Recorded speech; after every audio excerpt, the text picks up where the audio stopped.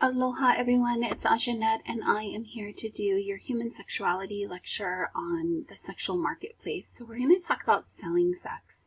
I do want to give a trigger warning and let you know that some of these topics can in fact induce trigger and bring up traumas if in fact you've been impacted by trafficking, sexual abuse, prostitution, anything of that nature.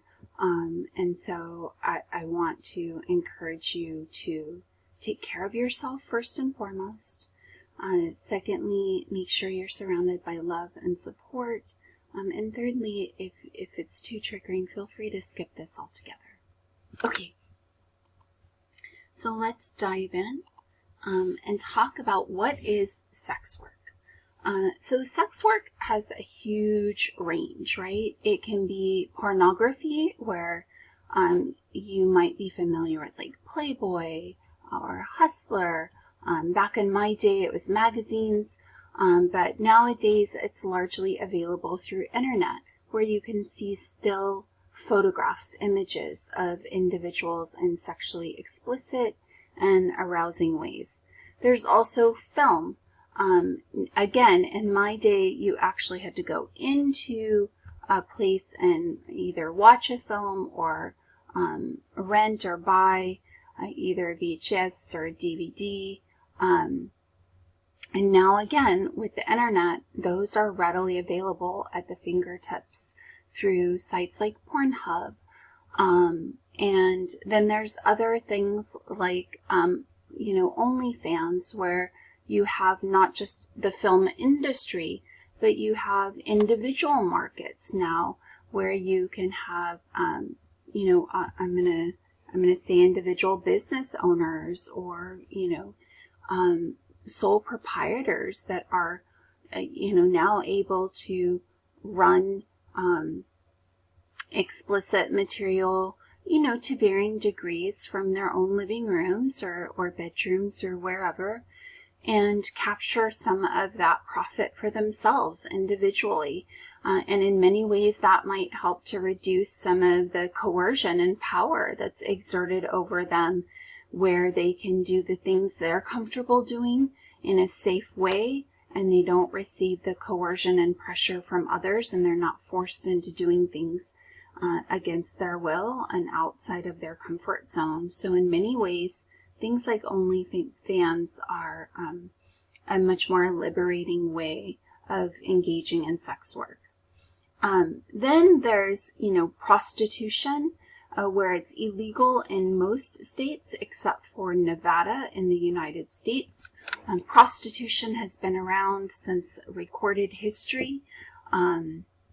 And many argue that as long as it's being done by an adult, in a consensual way, and they are choosing to sell sex for money, then it should be legalized. Many want to organize, and many want to reduce the stigma surrounding prostitution. And we do find very imbalanced stigma where the Johns or the consumers, the customers, are not treated as harshly as the individuals providing the sex. As you may know, sex involves, sexual encounters between two people involve two people actively engaging, but yet we often will stigmatize the one that is being paid versus the one that is offering the payment. And so we have to kind of revisit that. Then there's trafficking, where people are literally sometimes stolen from their neighborhoods and their lives and sent across the globe, and they are sold into trafficking rings where they are expected to provide sex to the consumers. Interestingly enough, married American men are often the consumers around the globe. They travel to Thailand and to all kinds of other places and engage in what they might perceive as prostitution, but when those individuals have been stolen and they're being forced into this type of labor, that's trafficking. And it's important to understand how we sometimes as a nation look at this as being a problem in other countries, when in fact we are a driving force in terms of the economic demand for trafficking. And so we have to be able to focus on our weaknesses and our areas where we need to make changes and improvements and growth. We also have to be mindful that women of color are particularly exploited in trafficking rings, where they are often stolen with little to no regard, attention, publicity for their abduction, and a fraction of the resources poured into finding women of color who go missing, as opposed to white Caucasian women. It's also important to note that men can be trafficked too. Children can be trafficked. LGBTQ members can be trafficked as well. And so when you're talking about prostitution, whether it's voluntary, or whether it's coerced, or whether it's through trafficking, there is a market for all individuals. And so sadly, that means that everyone is at risk as well. So let's talk a little bit about pornography. Pornography is really tricky. Why? Because, we have subjective interpretation of content. And when you go back and you look at historical archives, archaeological archives, and artifacts, there's a range of sexually explicit content, whether it's carvings, artwork, cave drawings, whatever it might be, right? And many might interpret that as pornographic. Others may not. They may interpret it as art. When we're talking about pornography officially defined, we're talking about any kind of sound, image, language, any visual stimuli that's generated intentionally to elicit some sort of arousal or excitement sexually in others. And it's very similar to what you might define as erotica, which is typically considered as just being art, but it does have some sort of sexual and illicit appeal and allure, and it's not always deemed as stigmatizing or as derogatory as pornography. So it's all very subjective, right? You and I might have very different responses. I myself, who, think the human body is beautiful, I might be more inclined to find it to be art, whereas someone else might find it to be very offensive. Certainly there's cultural differences and religious differences as well. We are a very semi-restrictive culture sexually. Some might argue we're a little bit more prudish. It largely is influenced from the Christian faith that was common among our original settlers and colonizers.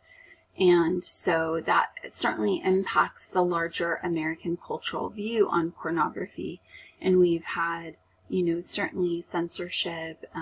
We've had, public decency. The Victorian era was a big proponent of restricting access and exposure to any kind of what they viewed was explicit type of imagery or conduct.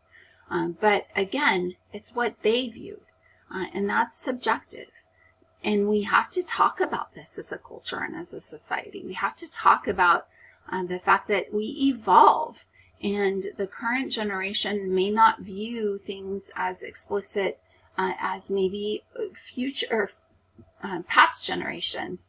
And sadly, the people running our country and making these laws and making these decisions and in positions of power may actually not be in touch with the current views, demands, needs, experiences of the younger generations for which they're making decisions. So all the more important to be involved, be engaged, use your voice. Civic engagement is critical.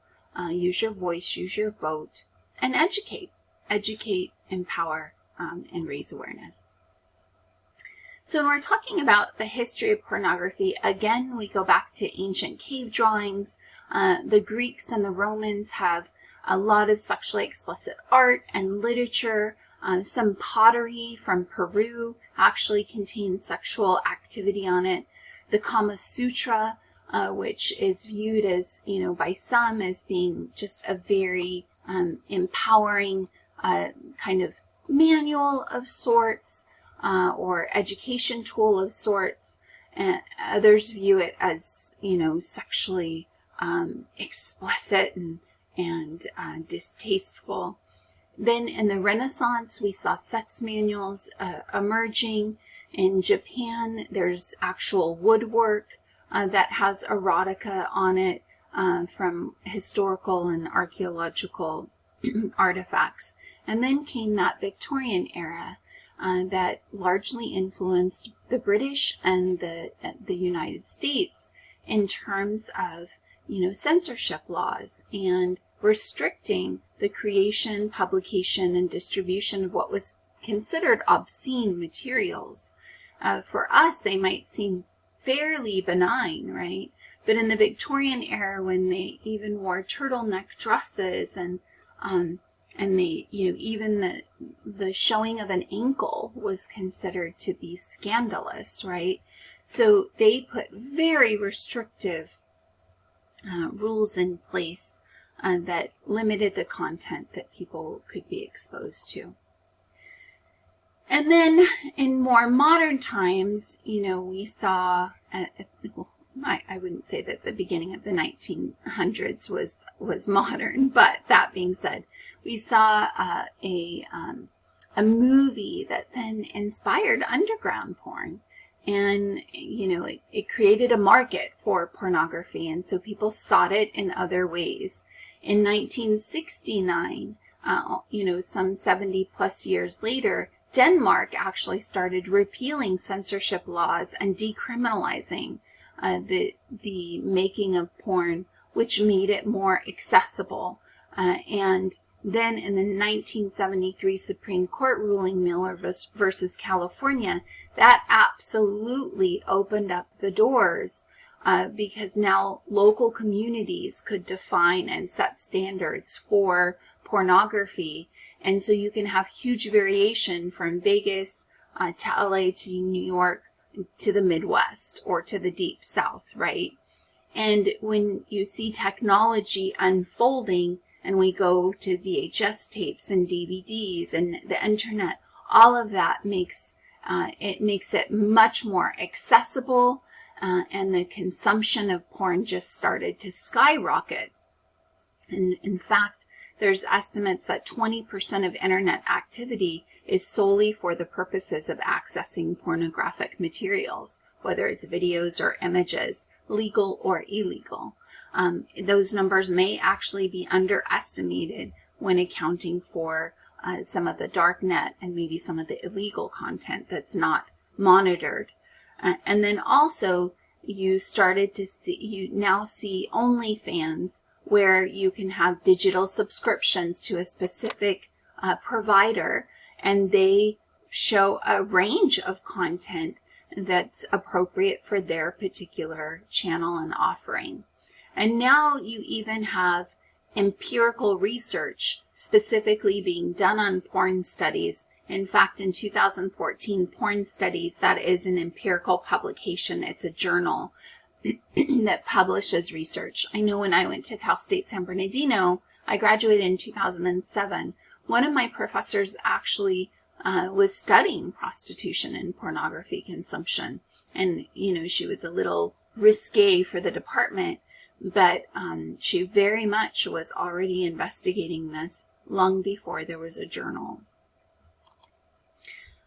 Okay, so some would argue that pornography is like the root of all evil. I remember I had a therapist, my ex and I had to go to co-parenting, and my therapist did not take well to him, and she inquired about his porn usage, and And she absolutely believed that pornography was an indication of, of danger, of risk.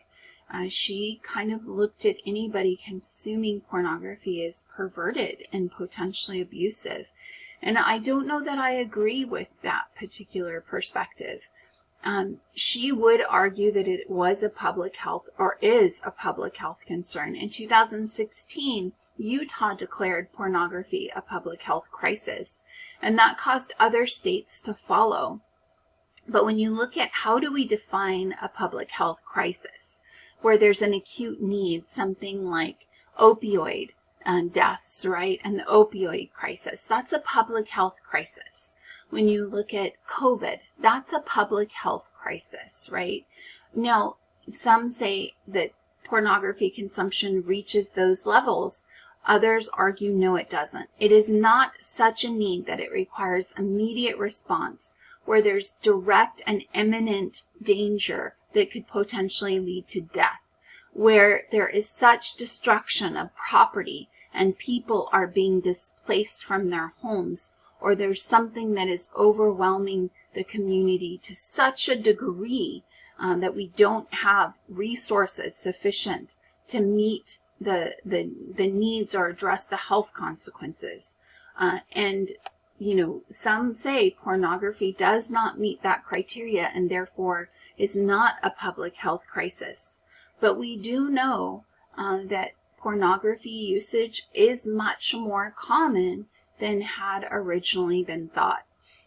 36 to 75% of men and 16 to 41% of women report accessing pornography through one medium or another. 20 to 30% of kids between 10 and 12 reported some exposure to pornography in the U.S. It's fairly common. I will tell you a story. I get a call from the vice principal. My son's in junior high. And so I have this conversation, and evidently my son was in a tree in a park, but the park is between the middle school and the elementary school. And he was waiting for his sister to get out of school so they could walk home. And he was up in the tree looking at Pornhub. In fact, that's how I learned about Pornhub.com. This was several years ago. And the teacher said, that it violates our student code of conduct, and that, if he had multiple incidents, that, it could result in student discipline. And evidently another little boy saw it, told his mom, the mom told the principal of the elementary school, who then called the middle school. And I said to her, I'm sorry, can you share with me what your expectations are? Cole was not on school property. He was not engaging in a school activity or event. This was not during school hours. So I'm not sure what you're expecting from me. And she said, well, I'm bringing it to your attention. And I said, well, I will certainly talk to him about exercising healthier boundaries and using more discretion in terms of the location, but I am not going to shame or stigmatize my son for accessing pornography. I think it's very normal to be curious at his age. It's very normal to explore pornography at his age, which is supported by the 20 to 30%. And that's probably underestimated, right? Because we have self-serving biases. And, we want to make ourselves look better. And so I said, I'm sorry. I will definitely have conversations about boundaries. But beyond that, Cole will not be punished for this action.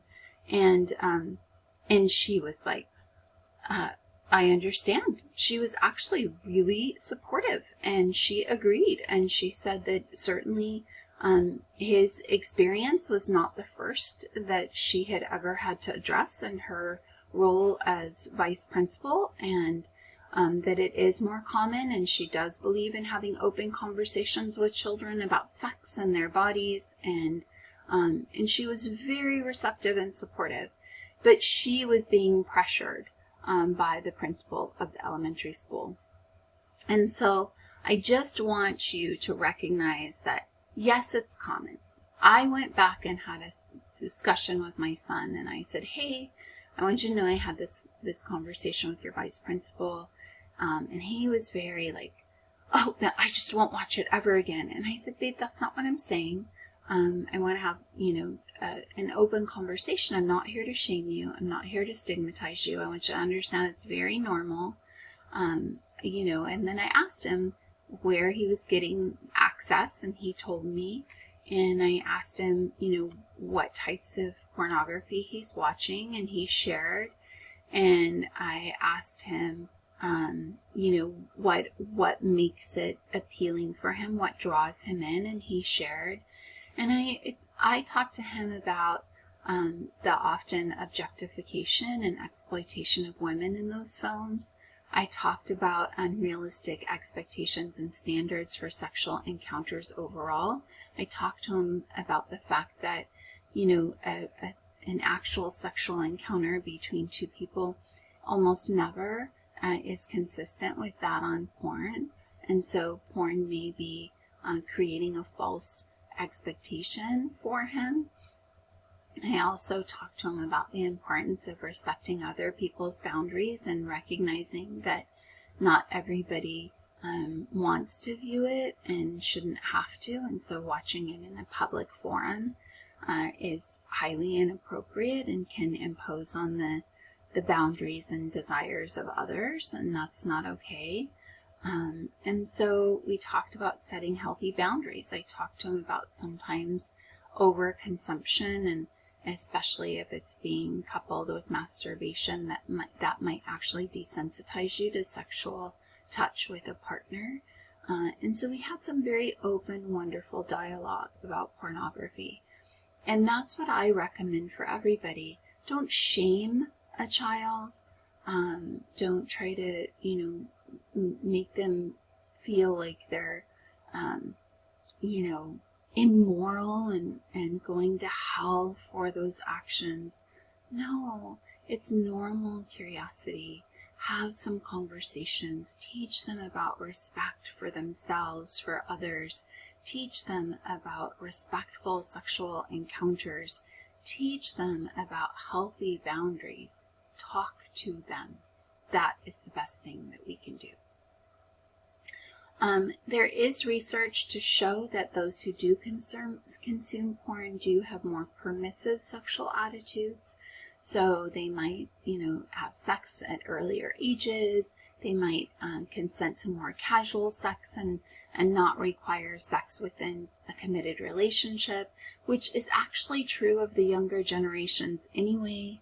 And so, I don't necessarily perceive this as a bad thing. I perceive it as a more inclusive, empowering, sex-positive attitudes rather than permissive, which might somehow imply a negative stigma.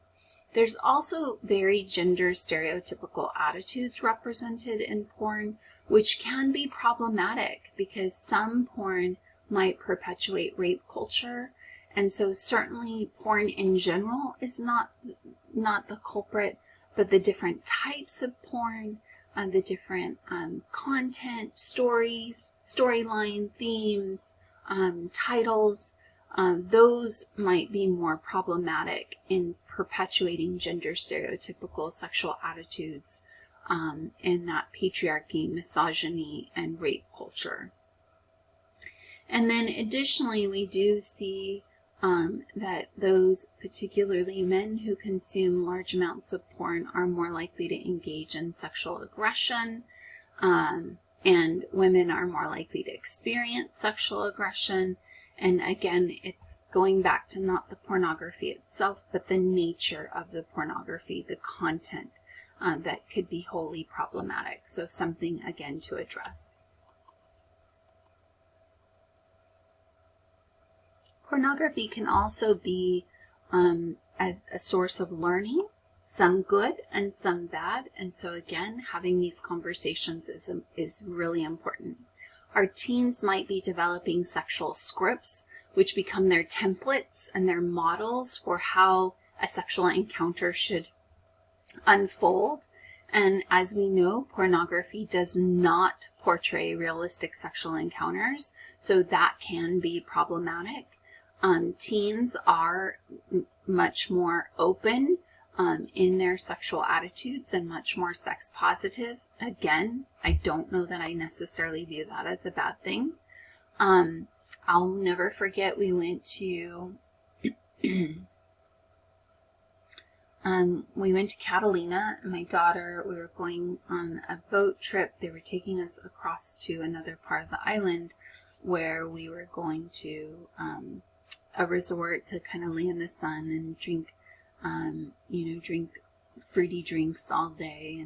And so my daughter had her bathing suit on, and she had a sarong, and everybody was staring at her, as we went and had breakfast before the boat.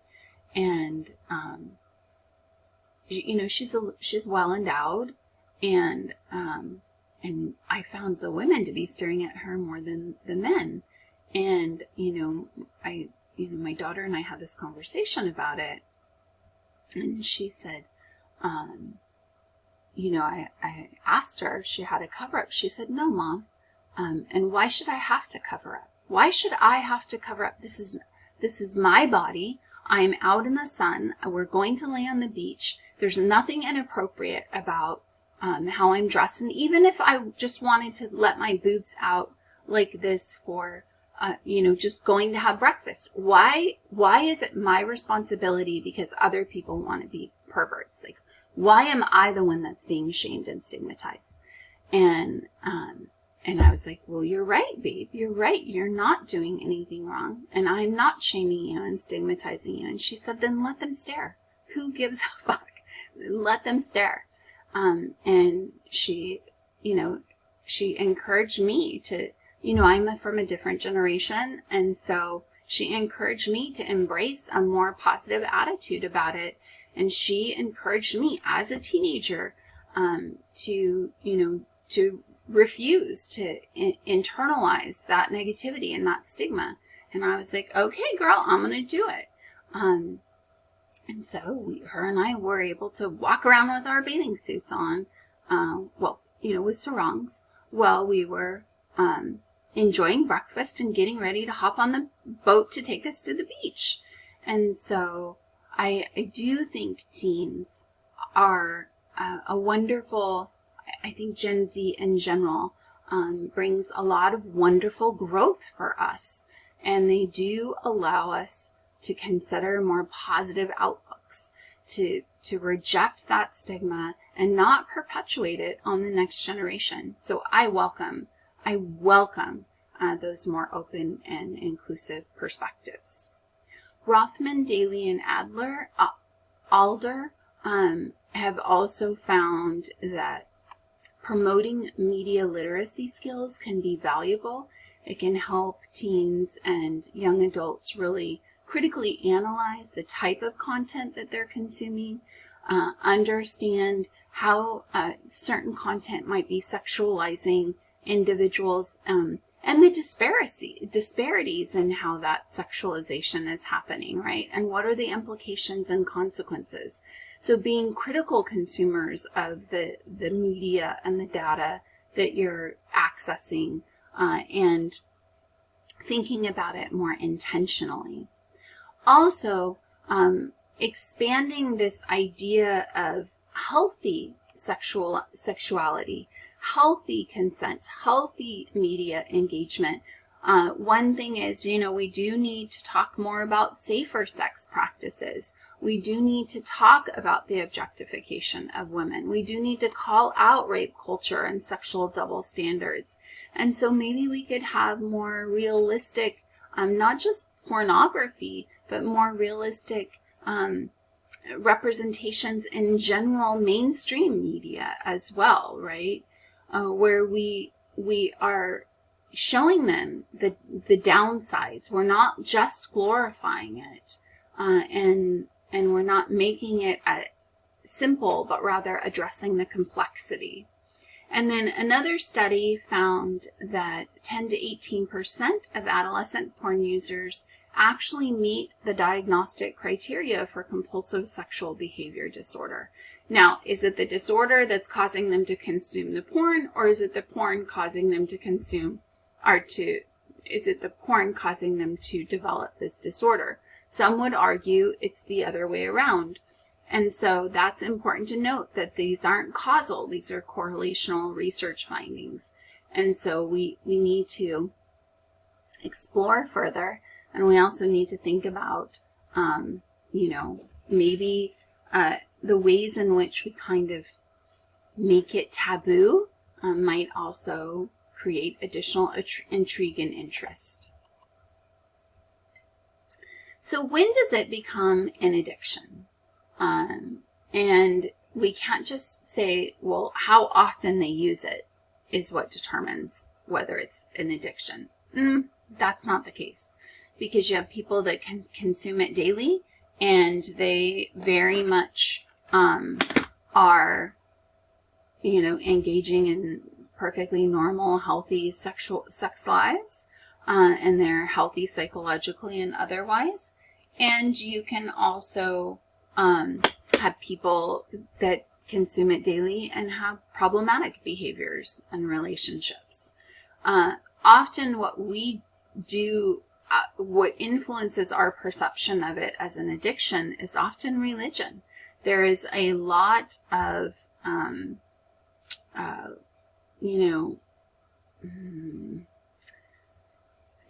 condemnation and shaming, judgment from religions that, deem it completely immoral.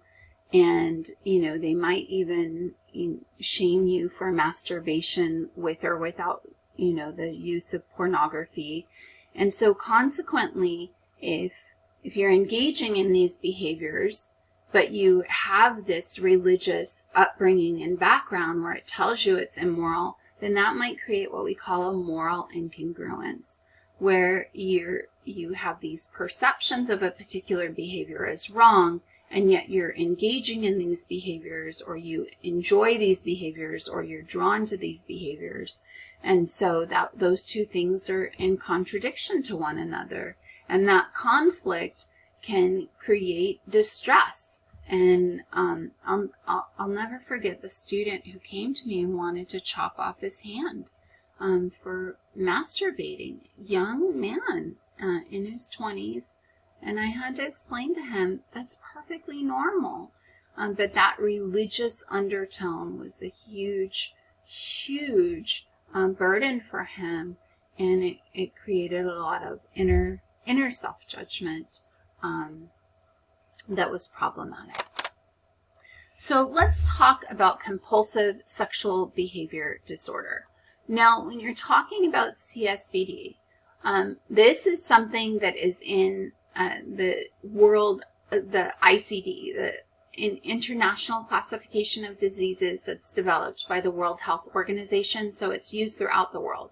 We use the Diagnostic and Statistical Manual in the United States to diagnose psychological and psychiatric disorders, and we do not have this in the DSM. So this is something that you find in an international classification of diseases. And it's defined as a persistent pattern of failure to control intense, repetitive sexual impulses or urges that result in repetitive sexual behavior. So it's a compulsive behavior, right? It's repetitive. You can't resist the urge. You can't control those intense impulses and urges to watch and engage in the sexual behavior. So some symptoms might be repetitive sexual engagement. That could include pornography consumption, but it's become so obsessive and compulsive that it causes you to lose focus on your life. So you might start to neglect your responsibilities. You might not even be taking care of your own personal health and your own personal hygiene. You might be turning down opportunities to go do things that you would have otherwise enjoyed doing with friends, family. You might be neglecting your relationships. And you've tried and tried and tried to stop engaging in the compulsive behavior. And unfortunately, you've been unsuccessful. And so even with it negatively impacting your life and your relationships, you're still unable to stop. And so that inability to control those urges and those impulses then now is causing personal distress, and it's extending over at least 6 months of time. And that distress then now is negatively impacting you personally, financially, your family, your education or work environment, or other areas like friendships or other activities. And so the distress is often due to the moral judgments that have been tied and connected to the sexual behavior, and the disapproval of those impulses more so than the behaviors themselves, right? The behaviors are not wholly problematic. It's often the distress resulting from those moral judgments and that moral incongruence we talked about. So that is compulsive sexual behavior. And actually anything, when anything reaches a point where it's personally distressing and it's hindering you from actually meeting your obligations and focusing on your life, let's say video games, right? Then it very much can be a compulsive behavior.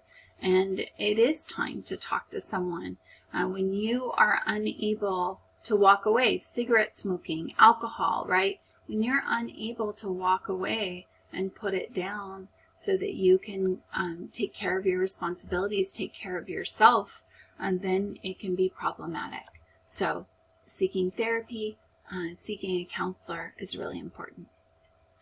So when we talk about modernized sex work, it's not just the people that are showing their bodies or engaging in the sexual act. It's important to recognize that everybody who is contributing, whether it's the cameraman, the people who write the scripts, the producers, the directors, everybody, the distributors, they are all sex workers.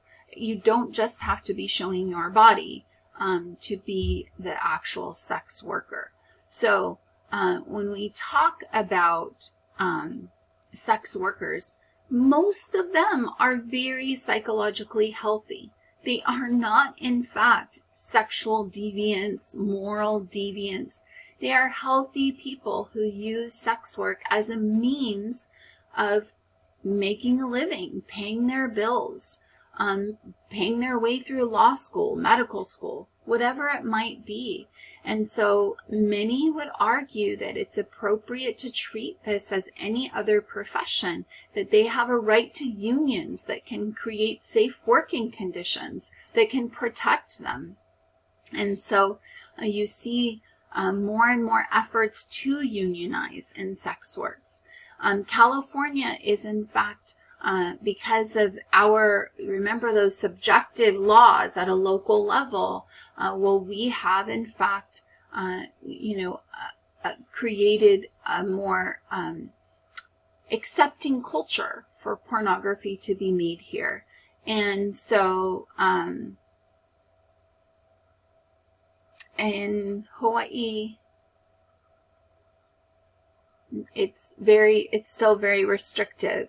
Vegas and Nevada overall, you find much more leniency.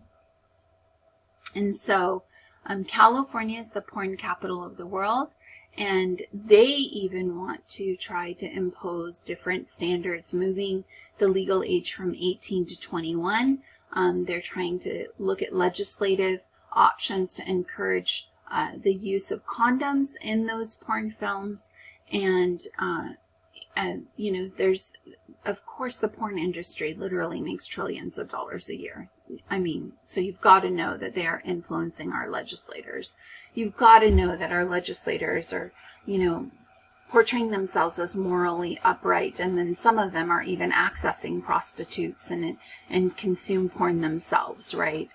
So you've got to know about the hypocrisy. And so they push back and they argue that, the use of condoms in the porn industry would actually, destroy profits, but that's not the case. Brazil actually requires that, and it has not in any way impacted their profitability. So those are not viable arguments when we look at what's happening in other countries. And again, you have your new opportunities now that we're in a digital age, and you have webcam performers, and you have amateur porn production. You don't have to have a big giant studio, and you don't have to have hundreds of thousands or millions of dollars to create your own porn. And now you can do it in the comforts of your own living room. You can decide who your consumers are and who they aren't. When someone crosses a line, you can get rid of them if you have an OnlyFans account, and you can decide to what degree are you going to share explicit information. You decide what's explicit. So it's much, I think the digital age is allowing a greater sense of empowerment to individuals, and in many ways protecting them, protecting their rights, their access. So again, I just want to talk about the broad term for sex work. It is when we're looking at services or performances by as few as one person for as little as a second person who's our customer, client, or John, and there's an exchange of money for that service.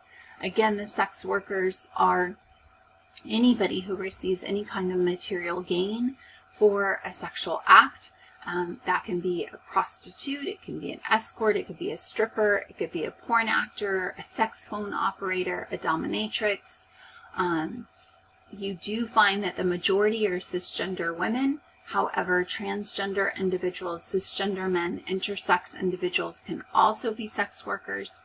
And I want you to also think about all the other people, the managers, the cameramen, everybody else that's involved in that production, the pimps, if it's a prostitute on the streets, right?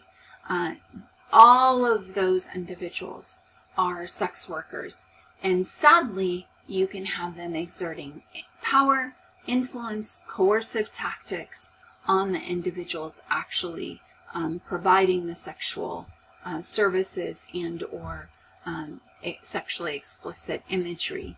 And so it allows for that power differential and that abuse to take place. All the more reason to regulate and to make sure those sex workers are protected. And then also try not to be judgmental. Try not to look at them as, immoral and dismissing why they're engaging or speculating about why they're engaging it. Some actually might enjoy it. They might enjoy the work that they're doing. Some actually might look at it as a means of providing an income and meeting the needs of their families. Some might do it because there aren't a lot of opportunities for them to engage in other professions. And so this is something that is accessible to them.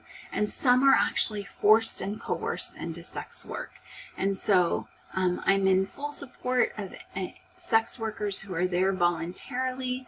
I want to make sure that they're protected. I want to open up our minds so that we're not being as judgmental and stigmatizing and recognizing the complexity of the circumstances. But any individual that's being forced or trafficked, absolutely there needs to be robust efforts to put an end to that altogether. Child pornography, there's no such thing as consensual child pornography. Unfortunately, most cultures are in agreement about that, and across the globe, we don't support child pornography. I do regularly advise my children, their friends, and others to be very careful as we're sending selfies of ourselves and we're doing Snapchats. We have to make sure that we're not sending sexually explicit images, because then we ourselves are engaging in child pornography. If you are under the age of 18, you cannot be taking naked pictures of yourselves. You cannot be taking naked videos of yourself. You cannot be sending those to your friends. And sadly, if you do happen to have a picture that you are sent, you don't want to send it to someone else, because then that is distribution of child porn. So completely unacceptable. And we have to get rid of this horrid trend of revenge porn, where whether you're under 18 or above 18 and you've done some sort of sexually explicit videos or images for your partner, and then when you break up, they distribute it to the whole world or post it publicly. That's unacceptable. And so for most states, that is a criminal act, and those people should be prosecuted to the full extent of the law. And I hope none of you engage in that horrid behavior. You shouldn't even be sharing and disseminating the private information that's disclosed to you by a partner or former partner. They shared that with you in a state of vulnerability, and you should honor that privacy long after the relationship ends. And then now we also have AI that's generating fake videos, and they are absolutely graphic and realistic, and can absolutely perpetuate rape culture and this horrid concept of child pornography. And so I do hope we find greater opportunity to put laws in place and restrictions in place to limit that, restrict that. And so brothels are another, beyond pornography, brothels are another means of sex work. Brothels are places or locations where you can visit and actually have a sexual encounter, and so you can pay for sex. In terms of who is owning, visiting, who are the consumers and customers for the brothels, men outnumbered women 1-9 in California. And women started to become madams. When you started to see that expansion westward, you started to see more women engaging in starting brothels, working in brothels from teenage on into older adulthood. You saw high demand for quote-unquote exotic women, redheads, Native Americans. I know my grandmother was, is Native Hawaiian, and she was most definitely exoticized. And so she had a ton of interest from military men when they visited her. Now, she wasn't in a brothel, but my family did own a saloon, a local saloon. And so lots of military men coming in and seeking sexual encounters. But when you're talking about brothels, like you have varying degrees, right? And when you provide like direct sexual services, like prostitutions that are walking on streets, they are seen as lower status as opposed to those through like an escort service where they have a madam. Those typically are more higher status. Actually, there's even a demand for individuals with higher education. And then additionally, when you have individuals, you have the ones that are engaging in sex, and then you have those that are, stripping, dancing in provocative ways, or the cocktail waitresses, or, serving as entertainers. Those are higher status than the people actually performing the sex. And so red light districts popped up in cities where there were often brothels available, the red light indicating that in fact did have sex for sale. And it brought in great money, not only for those individuals who owned the brothels and provided the services, but the city overall. But also in cities, and particularly red light districts, you're going to see violence, abuse, and crimes occurring, sometimes from individuals engaged in the act themselves.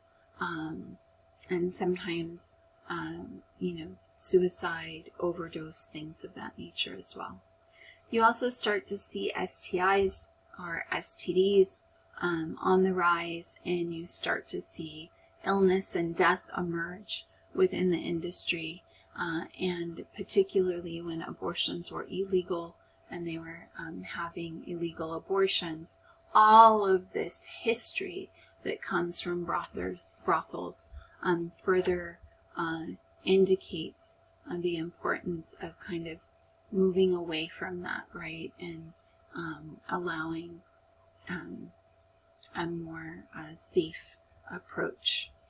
In 1800s, we saw the laws criminalizing brothels and prostitutions. Again, we saw the focus on the madams and the prostitutes themselves. We've never seen equal focus and attention on the Johns or the customers. There have been indecent exposure laws passed, so police can arrest and impose fines on sex workers. And so consequently, there was kind of on that social hierarchy and that power and marginalization continuum, sex workers are lower social status, and unfortunately they are dragged through the legal system, and that in and of itself can have devastating consequences financially and socially. You also see the military. Interestingly enough, military is a huge consumer of prostitution. In fact, at one point in our time, the military employed women, with the intent of offering alternative sexual access for the men. And now we do have that as even an argument of why women shouldn't be in combat. So, when you're talking about people being away from their families and their loved ones for extended periods and not having as much access to sex and physical romantic engagement and stimulation, then prostitution becomes a viable alternative. And so again, we have to talk about how can we support the health and safety, not just of the military personnel, but also of the individuals with whom they're having sex as well. Either way, we see that throughout the 1900s, you saw increasing stigmatization, shaming, policing, and criminalization of sex work. And we tend to stigmatize these individuals, not recognize, again, the complexity, and that even madams have engaged in philanthropy, building hospitals, supporting social services, building schools. And so many wealthy madams may actually be wonderful community members and philanthropists as well. Okay, so let's talk about some feminist and queer perspectives, and this probably fits me a little bit. As somebody that's looking at intersectional identities and from a feminist and queer perspective, definitely you have to look at the power dynamics. You have to look at that social hierarchy and the structure. You have to look at the disparities of marginalized populations to privileged populations. So who has power, who has privilege, and who continues to be exploited and marginalized? There needs to be conversation about that. There needs to be conversation with the exploitation of women and our bodies. And particularly now in a very vulnerable time in U.S. culture where there's widespread debates about access to women's bodies and men proclaiming that they should have access to our bodies and that they have choice over our bodies is unacceptable. Again, most states, have outlawed prostitution with the exception of Nevada, And so that is where you can have engage in legal prostitution, but we have to ask, from a queer theory and a feminist perspective, we have to ask, who does that harm? Who does that hurt? Who does that continue to protect? Who benefits? Who financially gains from that? Whose power is enforced and reinforced through that? So we have to look at these social constructions. We have to look at the commodity of sex and the power imbalances, and we absolutely have to kind of have a discourse and conversation about reclaiming autonomy and authority over our own bodies. And does that also mean empowering sex work? Natalie Dillon actually auctioned off her virginity. She got over 10,000 bids, and $3.8 billion were accounted for in those bids. And from her perspective, like, this is my body, and there's a market, and I have a right to use my body how I see fit and to profit from that usage. And so that is thought to be consistent with the current third wave of feminism. And right now, why allow someone else to profit from your body, right? So we can have those debates. We can have those conversations. Some people think, oh, that's outrageous that she did that. Maybe it is. But isn't it as equally outrageous that men have been doing that with women's bodies for generations? And they have profited from them and built tremendous wealth and power from the exploitation of someone else's body, even other male bodies, other LGBTQ, transgender bodies. And so those are all wonderful things to reconsider and engage in conversation again.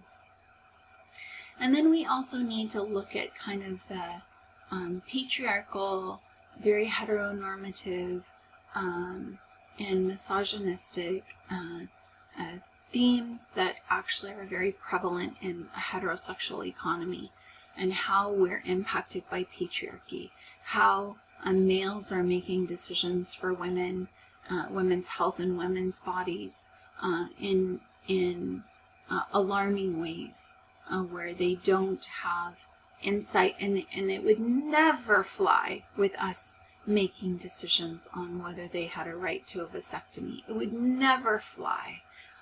And so we do need to have those conversations where a woman's value is connected to her sexual experience and her virginity, where a woman is viewed as more pure and valuable when she is a virgin, where somehow her children are more valid and acceptable, where women are viewed as property. And we actually have had a history of purity laws that promote chastity and virginity at marriage.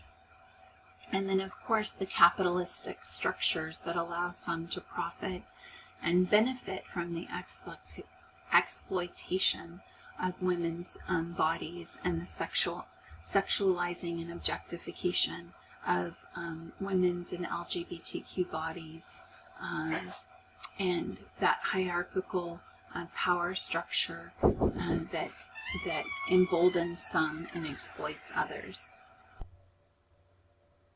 Okay, so let's talk about stigma and social determinants of health. This should be determinants, I'm sorry. Social determinants of health are, when we think about health, we often think about biological factors like blood pressure, weight, sugar levels, heart conditions, but health actually extends beyond biological factors. Social determinants of health are social factors that actually are directly connected and related to health outcomes. They might be where we live. Some zip codes have greater rates of poor health than others. our educational environments, where we work, where we play, neighborhoods. These, our income level, our education level, these are social determinants of health. Why? Because they impact lifestyle, they impact exposure, they impact access, and all of those things impact our health. And we also have to think about stigma. Stigma is the stereotype, the social perception that's often negative, and it can other people. So it's looking down on something or degrading or devaluing something or someone. And unfortunately, when we are othering individuals, particularly as it relates to sex work, then we are devaluing those individuals. We're devaluing the contributions that they bring to society as a whole. And in some ways, we don't think they are worth the interventions or worth the support. Like, they are not as valuable or worthy of human beings as those of us who are not in sex work. And so that is problematic, because the stigma keeps us from properly advocating for their rights and protecting their rights.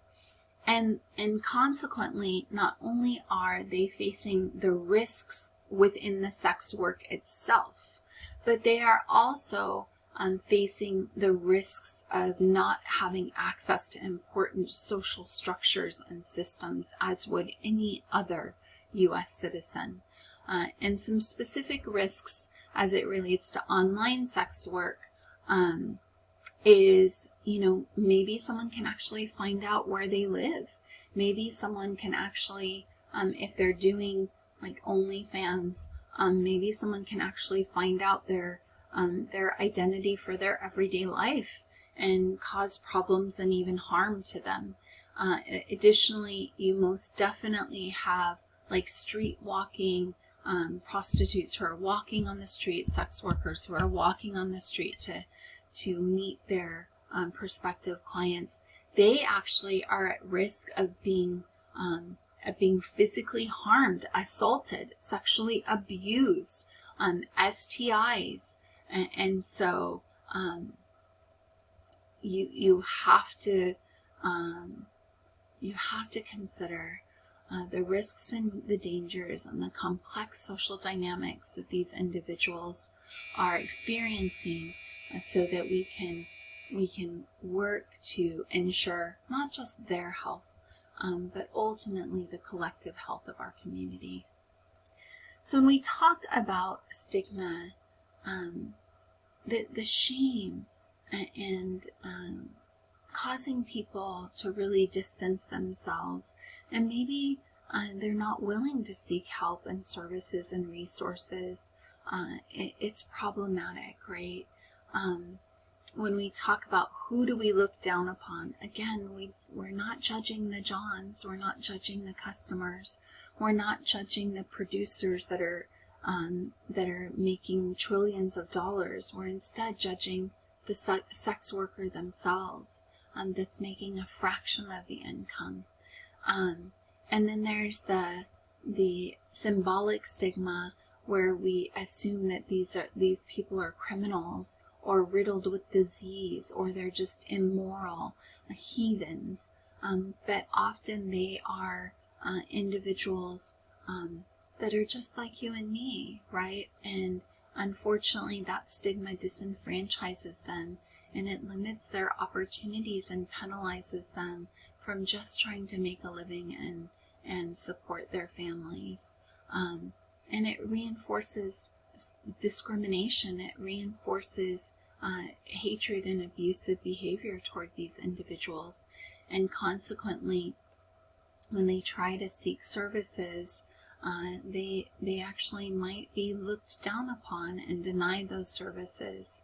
And then there's also horror stigma, where we have sex workers who are viewed somewhat as inhuman.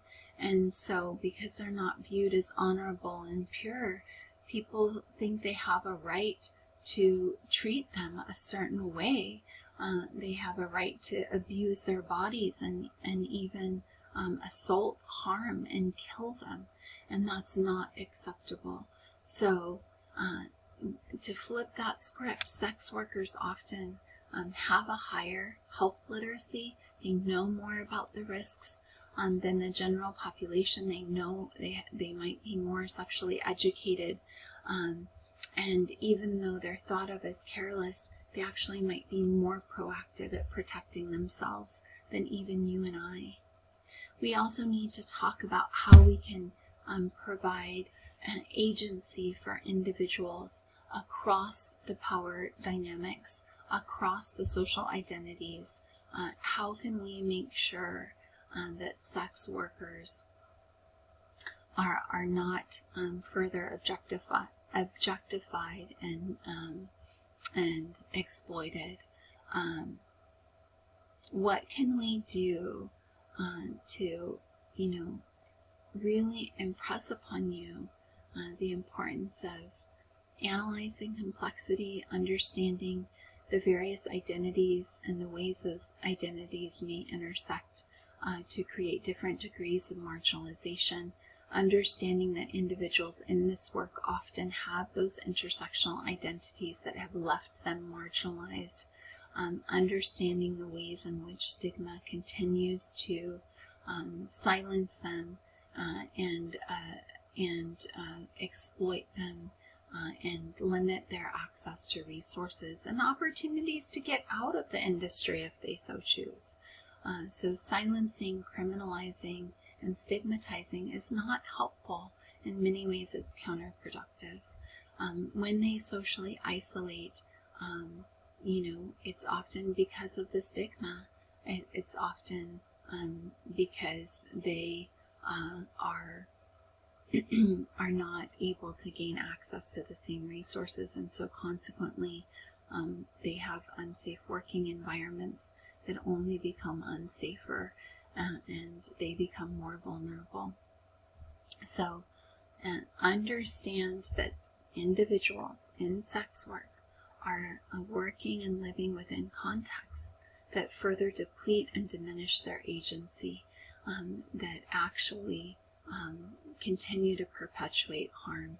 And so we can become part of the problem by contributing to the stigma instead of contributing to solutions, empowerment, access, and resources for all. So what are some things that we can do to resist the stigma and potentially improve our communities, improve the lives of sex workers? First of all, we might examine our own internalized discrimination and shame that we've experienced. Sex workers themselves need to look at that and actively explore that internalized stigma, and we need to work to dismantle that stigma. We need to try to help sex workers create boundaries for their work and their lives. Social networks are always important, right? Giving access to information is always helpful. Educate them about resources and options. We can think about reframing sex work by looking at the source of empowerment it may offer people and not conforming to the general stigmatization, and allow sex workers to reclaim their agency and personal power. So we can actively have conversations that help to challenge the social values and beliefs around sex work. At a community level, we can start offering education, peer support, and services to our sex workers. We can start to look at unionizing it and validating it as a legitimate form of work and labor. We can raise awareness through campaigns. We can be part of those peer support groups, and we can be actively lobbying for access to resources and social services. We can offer non-judgmental, inclusive aloha to individuals who come from this field, and help to dismantle that stigma and provide welcoming community for these individuals. And then at an institutional level, we can definitely pass laws and provide greater education and resources in healthcare and education. We can even look at redistributing some of our resources in the legal system and through law enforcement. Oregon has used police resources toward preventing human sex trafficking. So rather than criminalizing the prostitutes, recognize they are being trafficked, and reframe how we approach those situations, and reframe and redirect how we use those dollars and those resources. So hopefully you have a greater sense of awareness of the complexity. My goal is always to encourage less judgment, more love and aloha, compassion, sensitivity, and understanding, more willingness to step outside of our own stereotypical views and ideologies, and hopefully that those goals are supported as you complete your reading, watch your lecture video, do your lecture notes and your reading notes, and then go through and process some of the vocabulary and the discussion questions throughout your reading. I wish you all much love and aloha, and I hope that you offer a more inclusive, welcoming, and supportive view of others throughout your day and always. Much love. Bye-bye.